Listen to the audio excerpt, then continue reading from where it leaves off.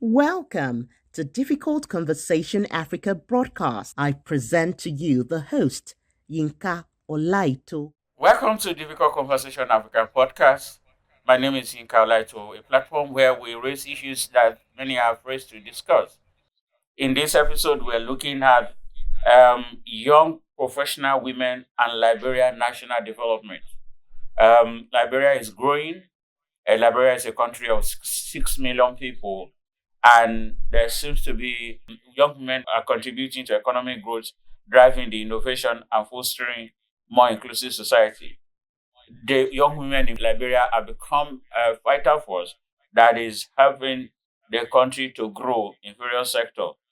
Their skills and knowledge, coupled with their ability to adapt to changing circumstances, make them key contributor to national progress. Women in any society are the engine of it. Liberia is a country in West Africa bordering Sierra Leone with population of 6 million, like already established. But the problem is in the country that we continue to see is the fact that young women continue to experience unequal access to education, skill development, and they face barrier in securing decent job. But as much as we can identify this, the impact of young women, especially the professional, contributing to access to resources when compared to their male counterparts, may be restricted by discriminatory law, but young women continue to be active in the conversation of bringing a nation together and in ensuring that it develops.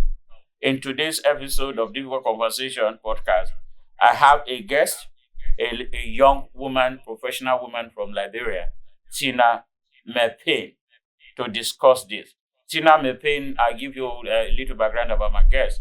Tina Mepane is a Liberian journalist, podcaster, storyteller with interest in environmental reporting. She's a Cast Media Local Journalism Award 2025. Tina is of the Oxford Climate Journalism Network, and she is the president of Goose President Association. Welcome, Tina Mepane, to the conversation today. Thank you so much. I'm happy to be on the platform. Thank you and welcome. It's been some years. I remember we met in South Africa 2022, and I have followed your progress, and I'm so inspired by the contribution you are making and the personal growth that you are demonstrating. So we go to the question: why do you think young women professional voices are essential today in national development across Africa, especially in Liberia? Well, we know, or what we have seen, data have pointed that when women are empowered, society grows, society thrives. And young women are no exception to that. Yeah, and we have seen young women today are leading institutions, are, building themselves, putting themselves at the forefront of everything in their communities, in their workplaces, whether in their churches and everywhere they find themselves. Gone are days where young women are just sitting at the back seat or sitting home and doing nothing. These days, young women are out there making the change for their community, making the society, for their society. Why it's so important for young women to thrive? It's because we need an equal society. If young women thrive, communities are built, families are built, networks are built, communities, environments are built. That's why young women of all sectors, young women in every sector, whether it's media, whether it's NGO, whether it's police, whether it's politics, young women should make sure that they found themselves at the forefront, making impact and striving in their communities. Yeah, thank you for that feedback. We all know that young men are essential to development, and they need to uh, uh, be empowered to come to the state, to come to the table rather, because without their voices on the table, something is actually missing, especially in every nation that is growing. And given the fact that Africa young population, young women cannot must be given their really position on the table. So young women raising their voices must be bold and strategic because of the noted challenges out there. What has worked for you, and how will you encourage other young women? I mean that you already know that there are challenges facing women, especially young women professional like that. And then we're not asking, they need to be bold and to step out against some of these formidable challenges. What has worked for you, and how will you encourage other young professional women out there in Liberia to step out? So what has worked for me, I would say, is consistency, willingness, and connection. So I remember back then when I took an internship, so where I work now, the Video Observer newspaper, I was just a young, you know, girl or young woman who graduated from a vocational school in journalism, and I got this internship, and I went to that newsroom with everything in me, with everything in mind, with all of me, with my strength. So I was consistent. I was there. I was available every time the editor saw me. Every time he needed to send a reporter on assignment, he saw me. I was there. I was consistent and I was willing to learn from the senior reporters and from the other colleagues that I met in that newsroom at that time. I was willing to learn from them, and that really helped me a lot. And the connection, like I said, I built over the years, starting from that time till now. My colleagues in Libya, whether elsewhere, those that follow my work, they have been really able to help my work, to boost my work. They have been really able to push me this far. And I think every woman out there, in order to be bold and strategic, you must be consistent, you must be willing, and you must build a network of other people, whether it's women, whether it's male ally, whether other people in your network that can be able to push you forward. You must set goals and be strategic in a way that you have a backup plan. When you set this goal and say, I need to be here at this time, I need to do this at this time. If this doesn't work, what can I do so that I be able to achieve this goal? Always have a backup plan when you set up your goal, and always be, determined. Always be, person. Always be willing, and always be able to learn, continue to build new skills, because if this job cannot carry you, because, they can build another skill so that another employer can be able to employ you, because they see the skills that they want in you. You should be able to have that skill. And you should be able to be so eager for knowledge, eager. You see a lot of, Zoom call, a lot of, training online. I mean, it's free of charge. It's not a big one. Don't start with the big one that, you travel, you get a per diem. Just look out for the free ones you see on Twitter, on LinkedIn, on Facebook. If you just click the link and register, and then we'll be having this session. Go there and learn, build your knowledge in whatsoever field you find yourself, whether it's media, whether it's tech, whether it's politics, whether it's, catering, anywhere a young woman find herself, you should build a mindset to grow in that area. So, thank you, Tina. You're saying that irrespective of the barriers and the challenges, if a young woman is positioned, is determined, and I like one of the things that you said as well for you. You are talking about networking and collaboration. I'm willing to take the small advantage, not waiting for the big one. I'm so glad that you can actually talk about all these. So, in terms of collaboration, how has collaboration helped you build something or the woman that you have become?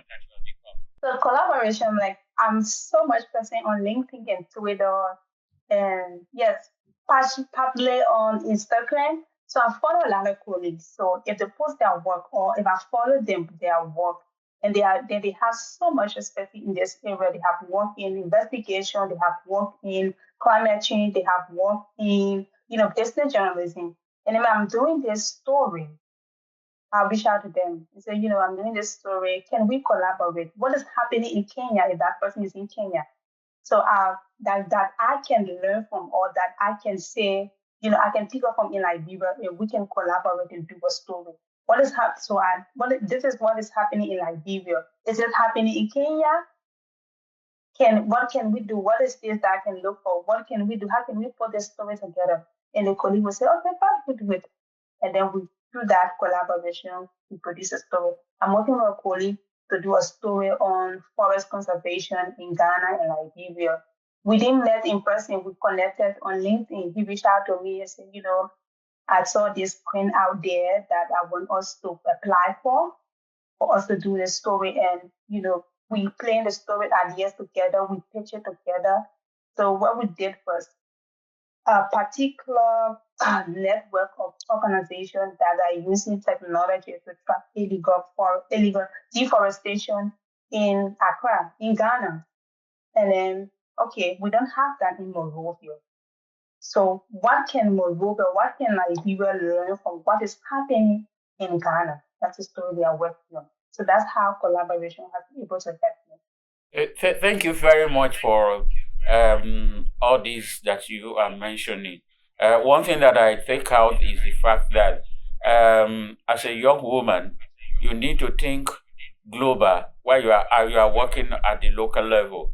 That is, you don't have to be restricted to what happens in your own country alone, but with the help of digital platforms, collaboration and networking is becoming something that every professional, whether you are young or old, need to harness. But let's go to the next question. For women in Liberia, especially who aspire to lead political space like other nations, you once wrote a piece on how women who strive to take elective political position are faced with sexism. What has changed after that story? What has happened?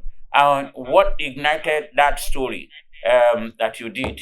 I don't think anything has changed since I did that story. It's still the same up to now. I mean, the current election, we are having a by-election in Lima County to replace the late Senator Prince Johnson, and only one woman candidate is contesting in that election. And a lot of people are, saying that her chances are so low. And we have seen on Facebook how people have been bullying her, how, calling her names.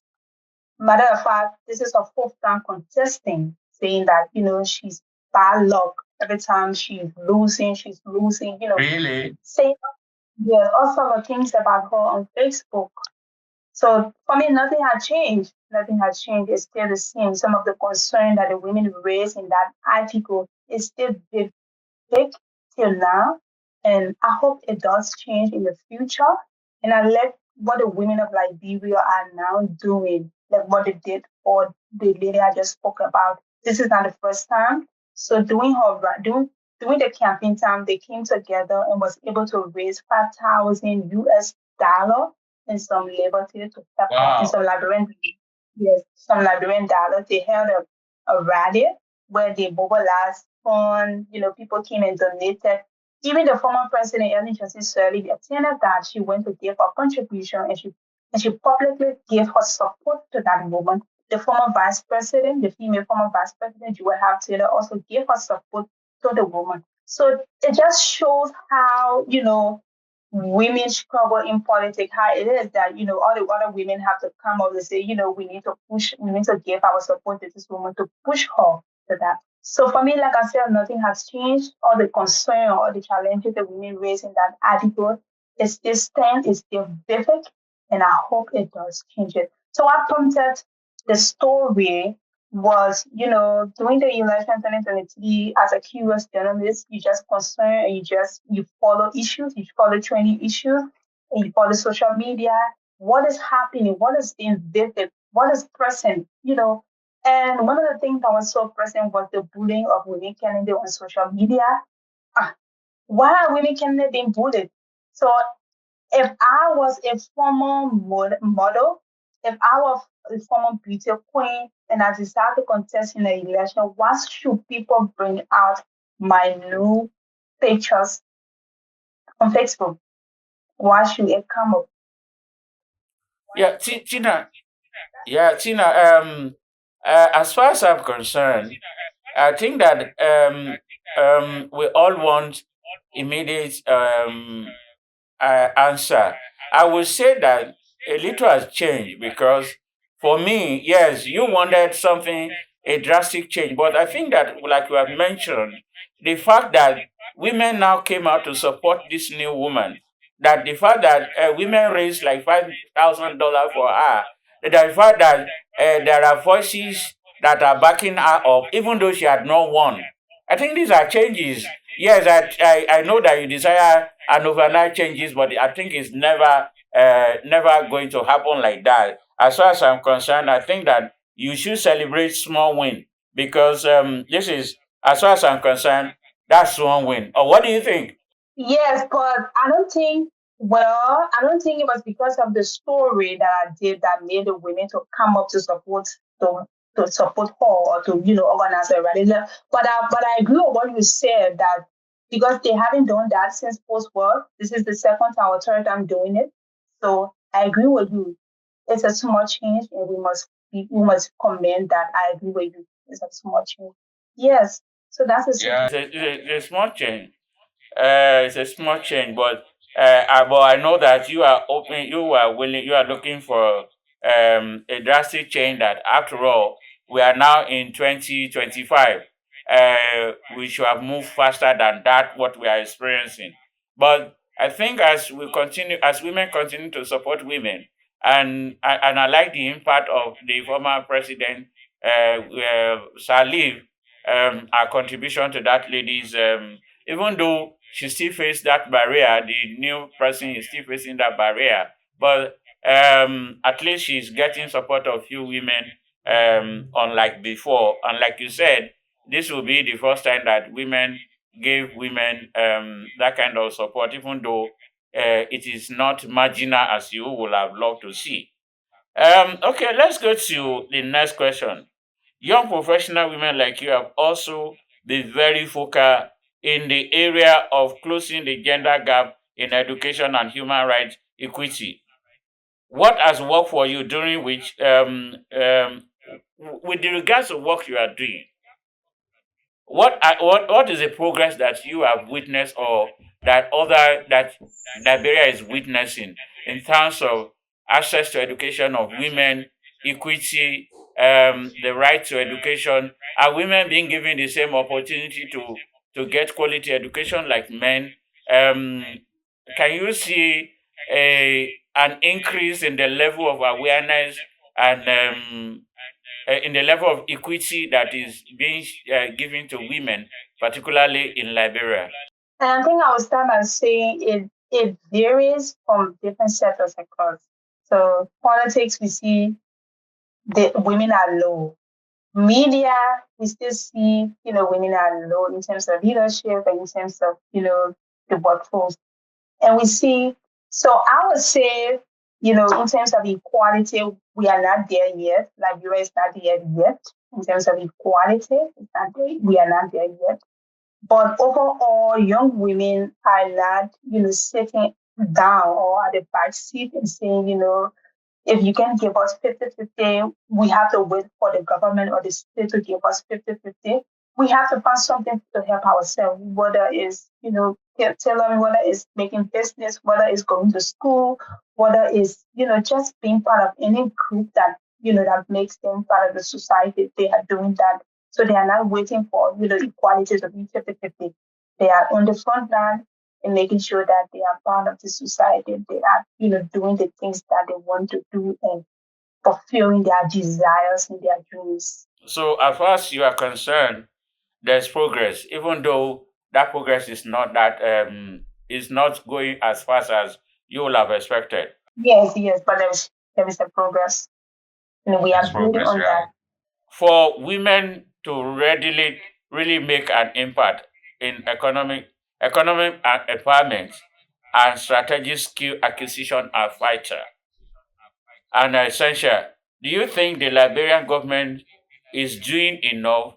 What has been the contribution of young women in this area? I mean, you know that we all know that for women to actually thrive, economic empowerment is important. The strategic skill acquisition is also important. So I'm asking, do you think the Liberia government is doing enough in this area? And if not, or if yes, what are the roles of young women in ensuring that young women like them are also being economically empowered, or they are strategically getting the right skill that can enable them to speed up their progress or the national progress? So I would say again, economically empower what the government is doing. Well, the government, so women, what I would say when it comes to government, empowering women, they will exclusively focus on women in politics. That is, election in African politics.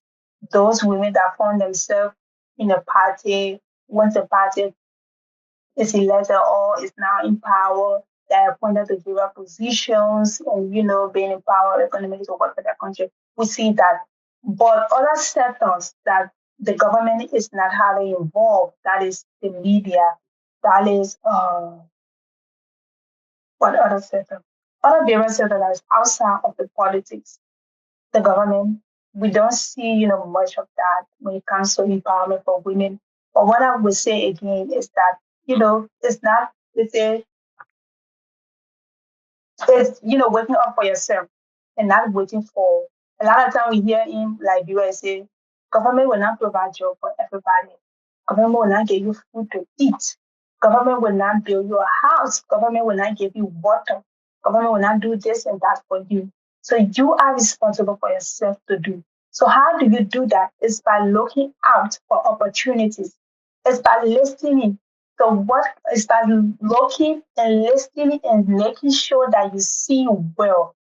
It's not just getting your data or recharging your phone, going on the internet to post photos on Facebook. What opportunities are you looking for? That's what young women are doing.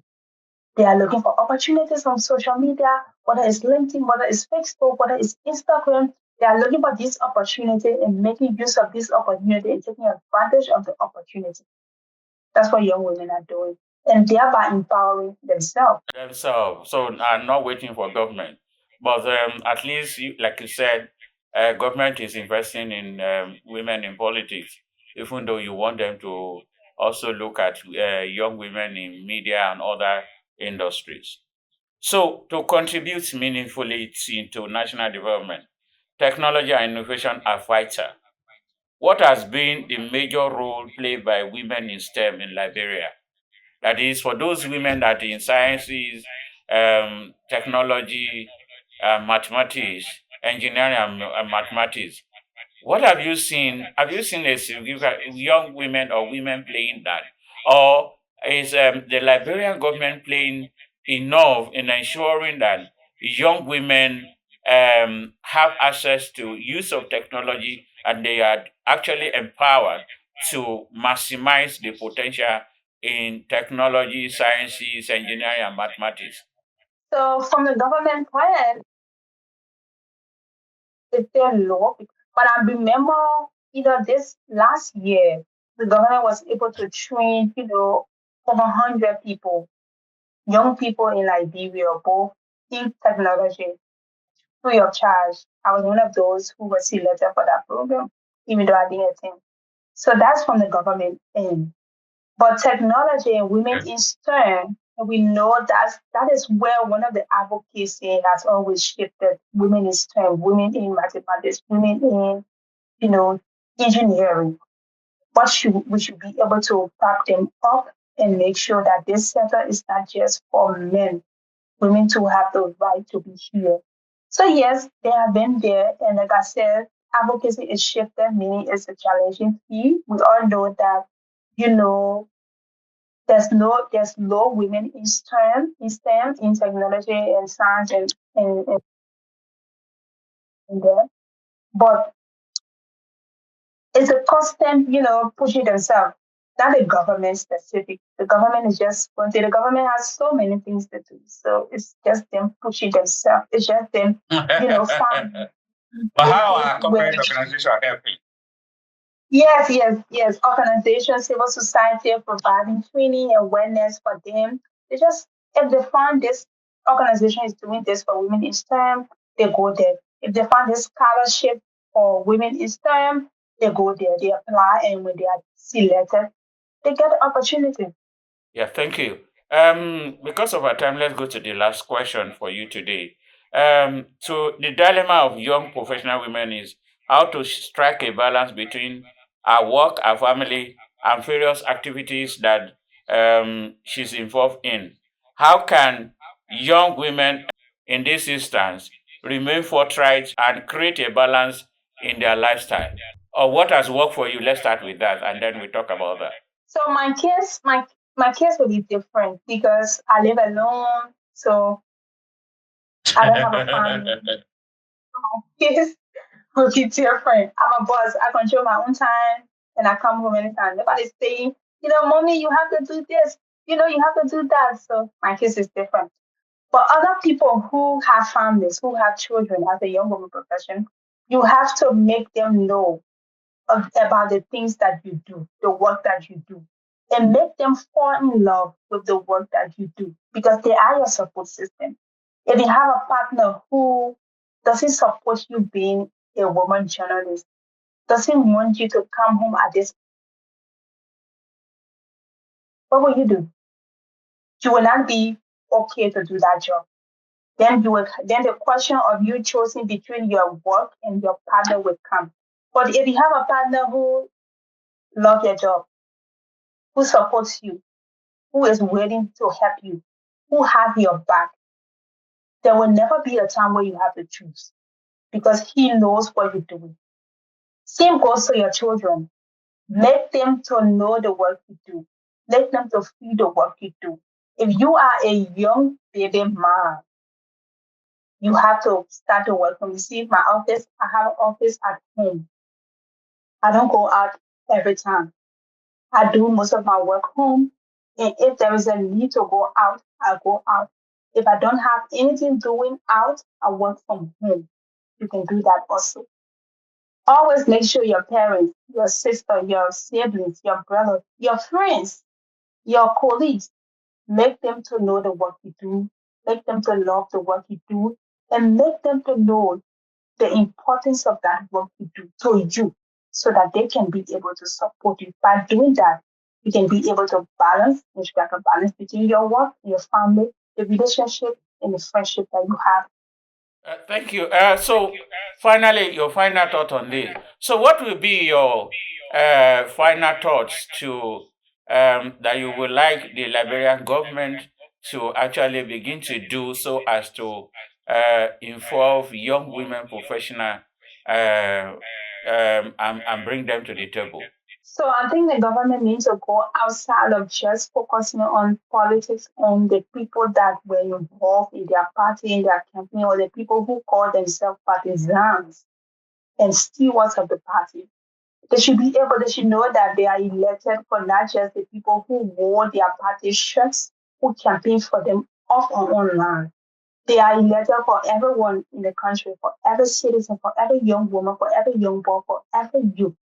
So their duty is to create programs or to partner with civil society, with NGOs who are running these vocational schools for young people in the country to be able to provide funding subsidies for these people, for this organization, places where young women can go and either learn how to do hairdressing, decoration. It's not just going to the university and getting a master's degree or getting a BSc.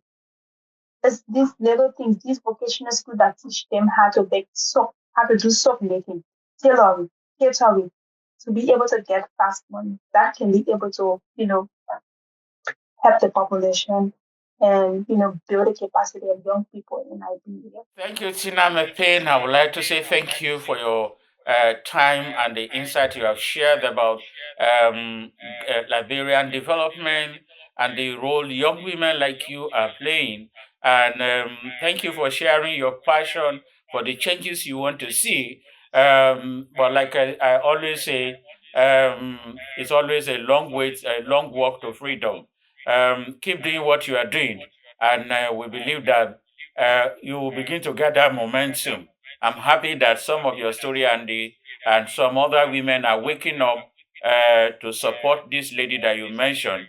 That's really interesting. Even though women that want to go into politics in Liberia still face sexism, but I think that the progress of women coming together and helping in terms of finances is one thing that is something that is commendable. I want to say thank you once again. Okay, to our listeners and viewers, I want to say thank you for listening to us and for watching this episode. I would like to say thank you once again for the feedbacks they are giving. We will appreciate more of this feedback. And like I said, we have several platforms through which you can do that. We have the LinkedIn, the X, the Facebook, the Instagram, and then the project website, which is www.difficultconversationafrican.org. And you can also send us email at info@difficultconversationafrican.org. Thank you and see you in the next edition.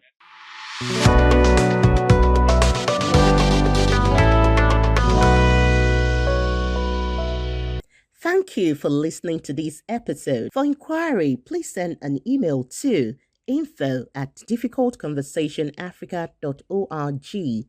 Telephone 0809 3160591. Please follow us on YouTube, Facebook, Instagram, and Twitter at Difficult Conversation Africa. See you soon.